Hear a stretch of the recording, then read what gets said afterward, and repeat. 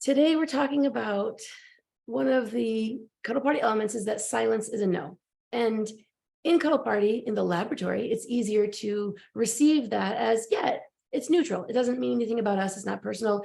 Oftentimes we have trouble saying no, so we're just going to take silence as a no, easy peasy, breezy. But bringing that into the world can get a little bit more complicated. Many of us have very legitimate reasons that when there is silence, it's we did something wrong, or we think we did, or we said too much, or we are too much, or we said the wrong thing, or 100 different reasons that we've been trained our whole life to think that we are unworthy and we're waiting for the bottom to drop out. This friend we've had for however long is just going to leave us, and we caused it all. But it could turn out something else entirely. Maybe they were on a cruise and didn't have internet, or I have stuffy ears recently. Someone said to me, "How are you?" They didn't say my name. I didn't know they were talking to me. I didn't even know they were on that side of the house. So because we're not psychic to know what the reason eventually is, that could be completely not because of us.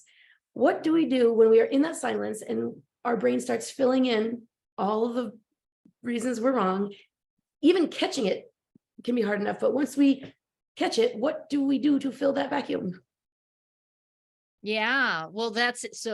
So catching it, I think, is the first thing. And one of the things that I'm hearing, that I'm catching, is that sometimes when we hear no, so for all of you listening, the take silence as a no is, we say ask for things, ask for what you want, and get a verbal yes or no.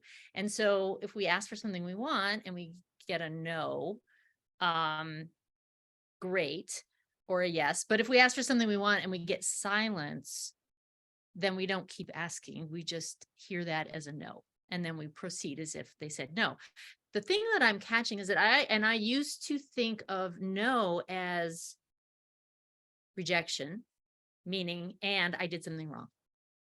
So, and sure, we've had times in our lives when we've asked for someone and someone said, "No, I can't believe you asked for that. Why did you ask for that? What's wrong with you that you asked for that?" Right.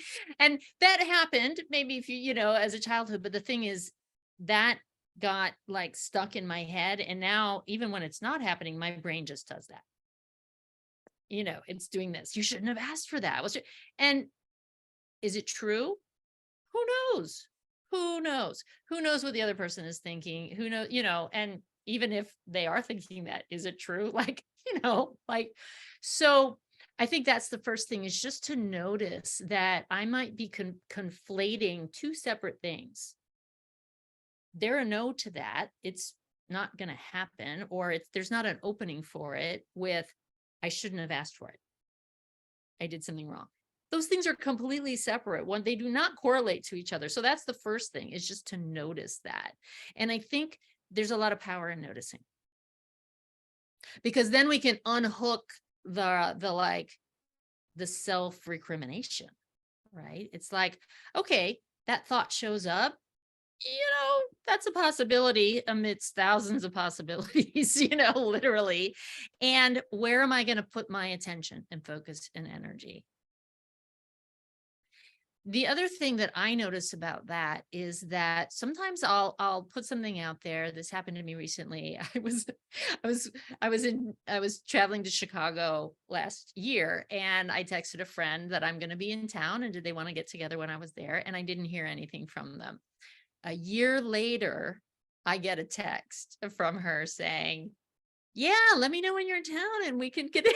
And I was like, okay, that's hilarious. First of all, that was a year ago. And second of all, I took silence as a no. And they were like, "No, it wasn't a no. I just, I dropped the text, or I didn't see it, or like whatever."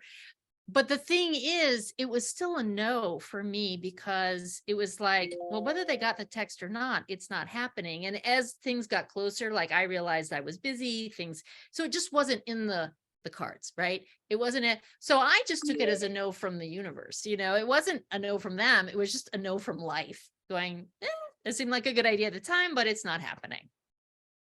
And the funny thing is, that just reminds me, sometimes I think I've replied to a text and then I haven't. And depending on the messenger service, it might delete whatever I had written. But I just messaged someone about something and realized I hadn't gotten back to their text, because I was messaging them as I was, like, my flight was landing.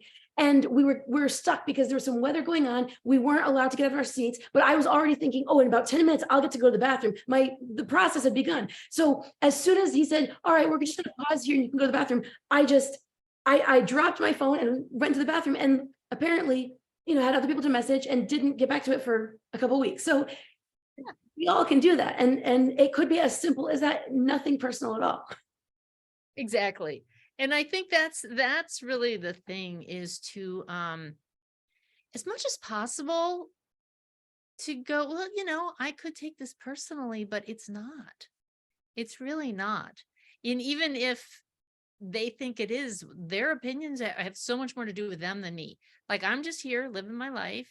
And am I doing the best I can? Okay, I'm accountable for that. I should check. If I think there's something I should do that I'm not doing, well, that would be good to do, right? Or if there's something I want to apologize for that I haven't, that would be good to do, but then move on. It's like our brains like to punish us over and over and over again. And it's like, get over it. Do you think it's at all helpful to invent a story for the meantime, like a placeholder story, like, oh, maybe they had to go to the bathroom, they dropped their phone and they just forgot, like something to just kind of fill the void? Yeah, that can be a helpful technique, right? Like, what are the times in the past that I have not shown up? I'm a big fan of the work of Byron Katie. So if anyone wants to look that up, there's 4 questions. You can just be like, they're mad at me for asking, is it true? And then how do I react when I think that thought? Who would I be without that thought? And then you turn it around and you think of other possibilities. Because I think that are as true or truer, and just helping your mind open up to other possibilities and go, yeah, why would I go with that one? I don't really know. This life's work, just Yeah. many opportunities to keep on working on it, and so grateful that we get to work on it at Cuddle Party and then take it into the world and make it better and go deeper. Thanks, Larissa. I love Thank these you. talks with you. Thank you.